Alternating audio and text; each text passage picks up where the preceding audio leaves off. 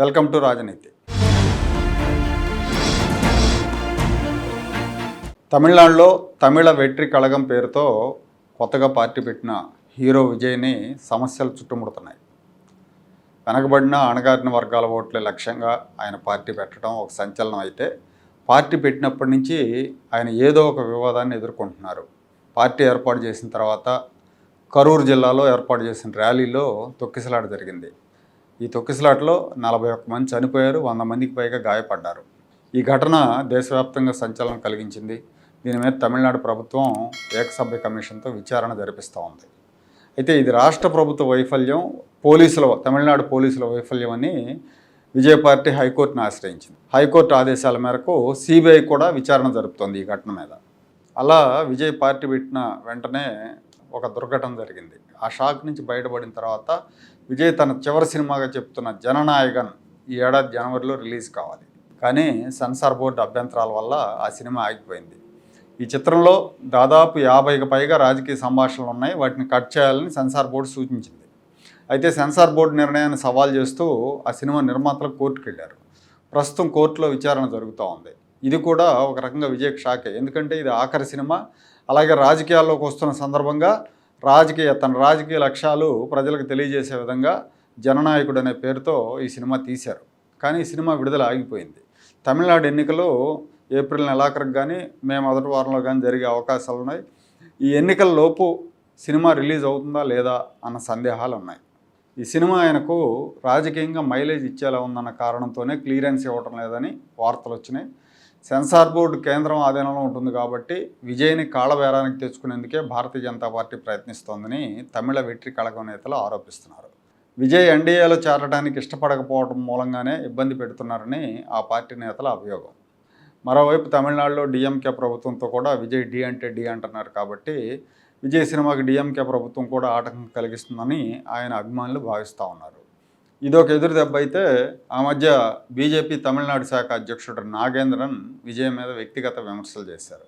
రాజకీయాల్లో రాణించాలి అంటే విజయ్ ముందు తన ఇంటి నుంచి బయటకు రావాలి, అలాగే హీరోయిన్ త్రిషతో ఉన్న అనుబంధం నుంచి బయటకు రావాలని ఆయన వ్యాఖ్యానించారు. దీని మీద పెద్ద ఎత్తున విమర్శలు వచ్చినాయి. ఇలా వ్యక్తిగత విమర్శలు చేయటం, అలాగే రాజకీయాలతో సంబంధం లేని వాళ్ళ మీద విమర్శలు చేయటం, వాళ్ళ క్యారెక్టర్ అసాసినేట్ చేయటం అనేది సరికాదని ఆయన వ్యాఖ్యలను అందరూ తప్పుపట్టారు. అన్ని వైపుల నుంచి విమర్శలు రావడంతో ఆయన ఎటకేల క్షమాపణ చెప్పారు. అయితే ఆయన చేసిన వ్యాఖ్యల మూలంగా విజయ్ త్రిషల అనుబంధం గురించి సినీ అభిమానుల్లో చర్చకు తావిచ్చినట్టయింది. తాజాగా ఇప్పుడు ఇంకో పెద్ద ఎదురు దెబ్బ ఏంటంటే, విజయ్ భార్య సంగీత విడాకుల పిటిషన్ దాఖలు చేశారు. సంగీత విడాకుల పిటిషన్ దాఖలు చేయటం తమిళ సినీ రాజకీయ వర్గాల్లో ప్రకంపనలు సృష్టిస్తూ ఉంది. గత 2 ఏళ్లుగా విజయ్ సంగీత ఇద్దరు కూడా విడివిడిగా ఉంటున్నట్టు తెలుస్తూ ఉంది. తనకు విజయ్తో విడాకులు మంజూరు చేయాలని సంగీత చెంగల్పట్టు ఫ్యామిలీ కోర్టులో పిటిషన్ దాఖలు చేశారు. వీళ్ళిద్దరికీ 1999లో 27 ఏళ్ల క్రితం వివాహం అయింది. ఇప్పుడు విడాకులు కోరటం ఏంటన్న చర్చ జరుగుతూ ఉంది. సంగీత తన పిటిషన్లో విజయ్ మీద తీవ్రమైన ఆరోపణలు చేసినట్టుగా తమిళ మీడియా కథనాల ద్వారా తెలుస్తూ ఉంది. ఒక ప్రముఖ సినిమా హీరోయిన్తో తన భర్త విజయ్కు వివాహేతర సంబంధం కొనసాగుతోందని 2021లోనే ఈ విషయం బయటపడినప్పటికీ ఆ తర్వాత విజయ్ తన ప్రవర్తన మార్చుకుంటానని చెప్పి కూడా తన ప్రవర్తన మార్చుకోకుండా ఆమెతోనే ఉంటున్నారని సంగీత ఆరోపించినట్టుగా తమిళ మీడియా కథనాల్లో పేర్కొన్నారు.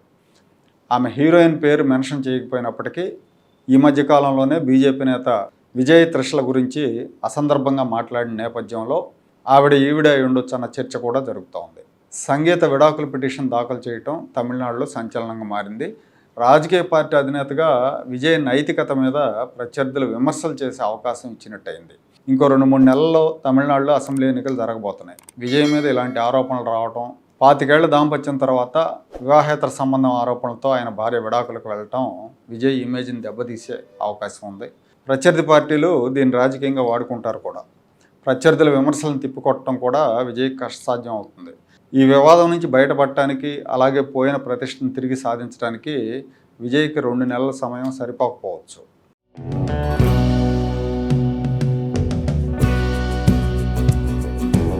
Like, share and subscribe to Rajaniti channel.